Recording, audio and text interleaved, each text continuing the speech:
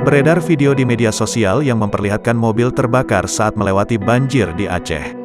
Rekaman tersebut viral setelah diunggah oleh akun TikTok @putribungsu_95, Senin, tanggal 3 Januari tahun 2022. Terjadi ledakan dan kebakaran mobil Avanza di tengah bencana banjir, tulis akun itu.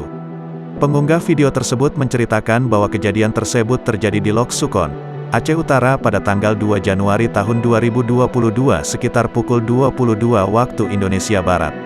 Perempuan yang bernama Ulina itu menceritakan, kejadian tersebut terjadi saat dirinya sedang dalam perjalanan pulang dari Takengon, Aceh Tengah menuju Kuala Simpang, Aceh Tamiang. Ketika itu sejumlah ruas jalan tengah kebanjiran, termasuk di Lok Sukon dengan ketinggian air beragam. Di depan kami ada mobil Avanza yang ngegas-ngegas mobilnya, suara knalpotnya besar.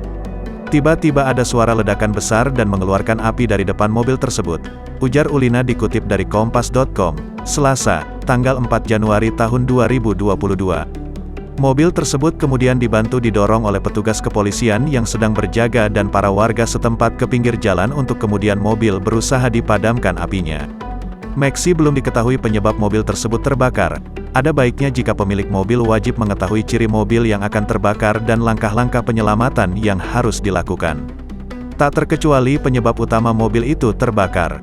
Anjar Rosyadi, Marketing Product Planning Division Head Astra Daihatsu Motor, ADEM, mengatakan, mengetahui adanya masalah pada mobil dan berpotensi terjadi kebakaran tidak mudah.